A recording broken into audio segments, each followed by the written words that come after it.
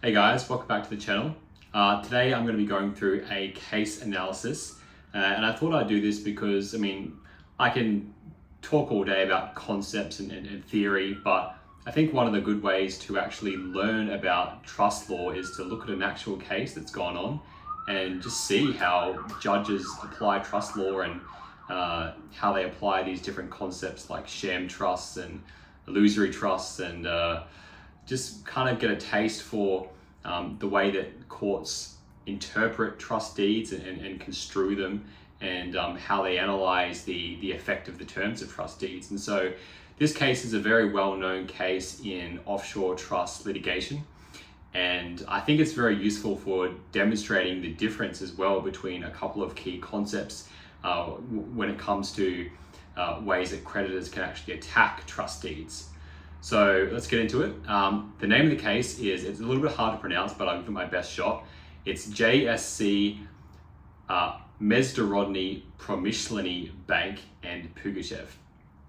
Now, it's quite a complicated case, all right? So what I've done is I've made some notes and I'm gonna be reading through my notes on the case and I'll be giving a bit of commentary at key points to sort of help to explain some of the key concepts that I think are important and that are generally relevant.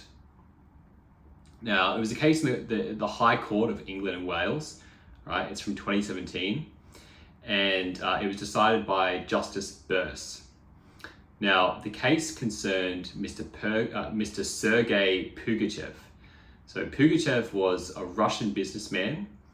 He also used to be a senator, and Pugachev founded a bank in Russia called the Mezhpromm Bank. Now, this bank later entered into insolvent liquidation in Russia. Now, in the case, the claimants were the bank and its liquidator. The liquidator was called Deposit Insurance Agency. Now, the claimants in the case claimed to be owed more than 76 billion rubles by Mr. Pugachev. So for context, that's a bit more than $1 billion US. Now, as I said, it was a very complicated case. The facts are quite complicated as well. But for the purposes of this video, and for the case generally as well, the litigation really turned on the construction of these 5 New Zealand trust deeds, okay? These trusts were established between 2011 and 2013. They were discretionary trusts, and they held very valuable assets, okay? Now, before these trusts were depleted, the value of the assets held was over $95 million US.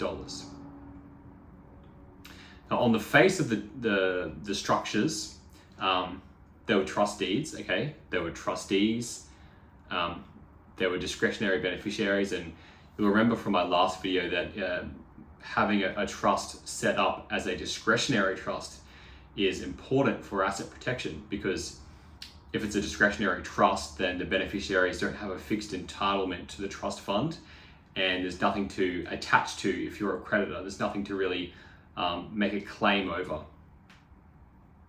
So we had that part figured out. Now, there was a protector of the trusts, and I think we talked about the role of a protector in my last video as well. So the court had to answer a difficult question in this case, and that question was, did these trusts actually divest Mr. Pugachev of his beneficial ownership of the assets, okay? Or alternatively, did on the true effect of the trust deeds, was Pugachev left in complete control of the assets such that he never divested himself of beneficial ownership at all? Now, the claimants ran their case in 3 ways. Now, the first argument was what they called the illusory trust argument. Now, Justice Burse wasn't a fan of that terminology, so he preferred the phrase, the true effect of the trust's claim. Okay. Now, that argument was that, properly construed, the trust deeds were not effective to divest Mr. Pugachev of his beneficial ownership over the trust assets. Second argument was that the trust deeds were shams, okay? And now that's a distinct claim, and it's separate from the true effect claim. And I'll get into why later, but it's very important that those two concepts are not mixed up, because I do feel like they do get mixed up at times. The third argument relied on a claim under section 423 of the Insolvency Act 1986, but for the purposes of this video, I'll just focus on the first two arguments, and the first two were the only ones that were really relevant anyway, and the first one was the most relevant, so I'll spend most of the time on that. Okay, so basically the case, in the case, the court is asking this question. They're saying, let's read all of these trust deeds, okay? Let's look at the terms and answer the question, what do these trust deeds actually do? What is the true effect of these trust deeds, okay? Now, the most important role in these trusts was the role of protector. Now, Mr. Pugachev, he was the first protector, okay? And the trusts were drafted such that if Mr. Pugachev died or was under a disability, his son Victor would take his place as the protector. Now, one of the main issues that Pugachev had was that the way that the trust deeds were drafted was such that the protector had very extensive powers, okay? So the protector's consent was required before the trustees could exercise any major powers. So in order for the trustees to, say, make distributions of income, to invest, to make investments of the fund, to vary the trust deed or to release or revoke any of the trustee powers, they needed to first get the permission of the protector. Okay. Now the protector also had the power to appoint new trustees, and fatally, I would say, the protector had the power to remove trustees, quote, with or without cause. Okay. Now that phrase, with or without cause, was very relevant in this case, because if a person can remove the trustee without cause, then that person possesses a very significant level of control. All right, the trustee might hold the legal title, okay, officially, but the person who can remove the trustee and replace them with someone else, effectively is controlling the entire mechanism. All right, and so the court really had to decide the nature of the trustee's powers. So the question that they got into was, are these powers of the protector fiduciary powers, right? So in other words, are they powers that had to be exercised for the benefit of the beneficiaries? Or were they purely personal powers that Mr. Pugachev could exercise in his own selfish interests, okay? So Justice Burse in the case held that this distinction mattered because, well, if these powers could be exercised purely for Pugachev's own selfish interest, then that really goes a long way towards assisting the claimant's argument that on the true effect of the trust deeds, Mr. Pugachev was never divested of beneficial ownership of the assets because he retains full control of the whole apparatus, all right? Now, the conclusion that the court reached was, yes, these powers are not fiduciary powers. There's no fiduciary obligation attached to them, okay? So it's purely personal, okay? Purely for Pugachev's own selfish interest. And that conclusion was very determinative in the case because it was concluded that Mr. Pugachev was not merely the protector of the trust, he was also the real settlor. Now, on paper, the settlors of the trusts were companies, all right? But the court wasn't having it with that at all. They essentially just said, well, looking at the situation and looking at how expansive the powers are of the protector, the real settlor of these trusts has to be Pugachev. And so that determination was made. And you can see that the court's making these findings along the way, and they're all building up in support of the claimant's argument. All right? So the real settlor was Pugachev. Now, the court also found that the relevant assets had belonged beneficially to Pugachev before they were transferred to the trusts. And that included assets transferred through his son, Victor, who was found to have just simply acted on his father's instructions, okay? So the structure essentially was Pugachev had the assets, he supplied those assets to the trusts. Pugachev was the beneficiary, he was the first protector.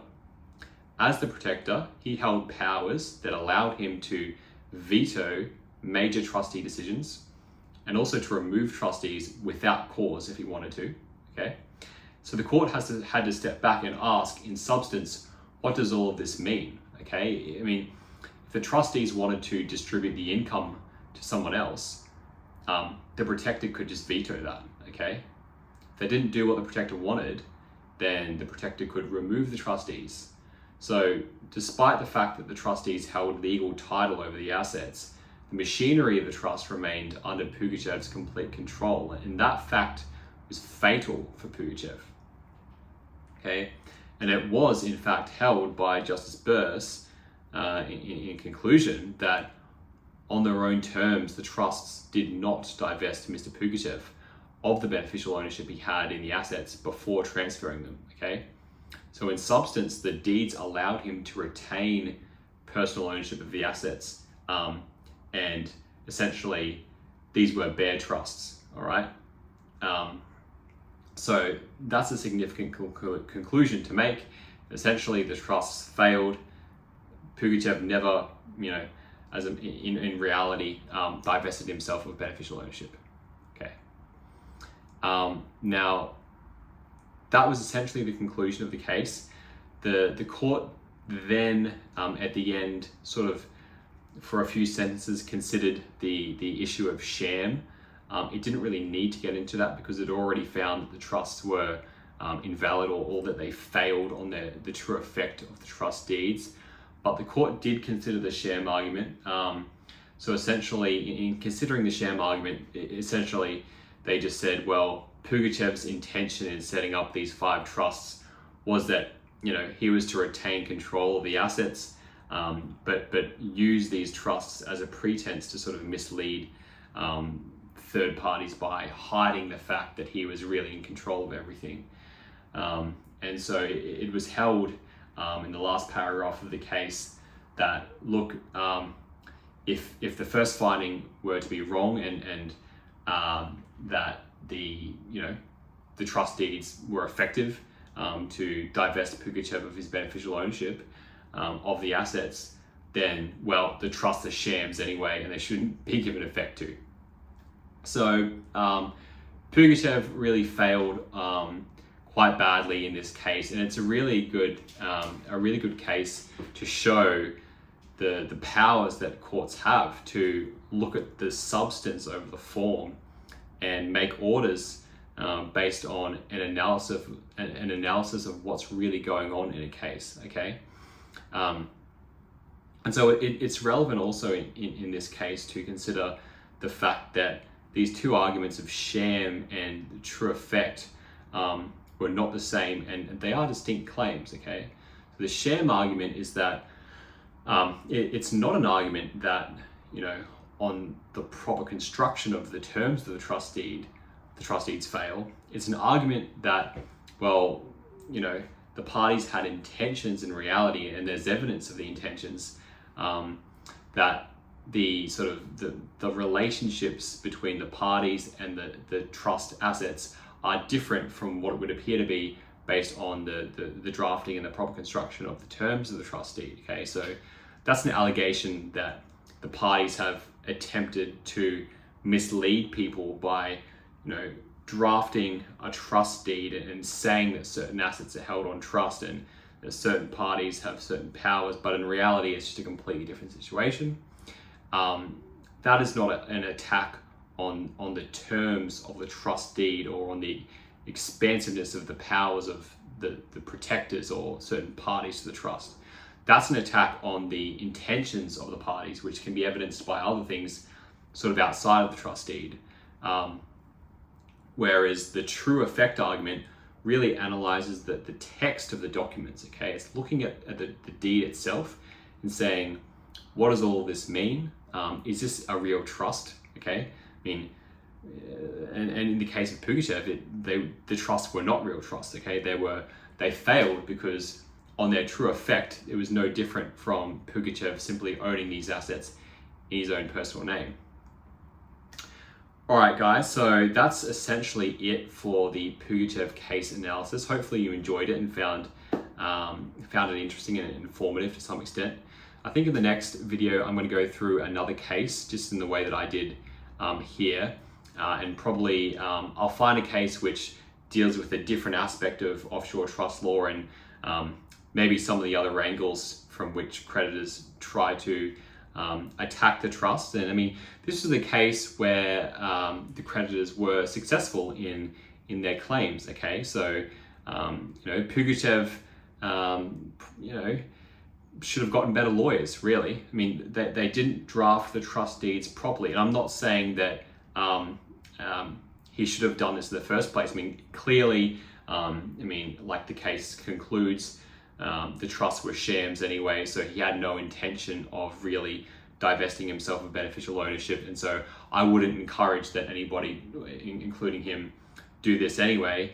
But if you are attempting to, create a genuine trust for, asset protection purposes, which is totally legal and totally fine, there's nothing wrong with doing that, then you just need to be careful about how the deed is drafted, okay?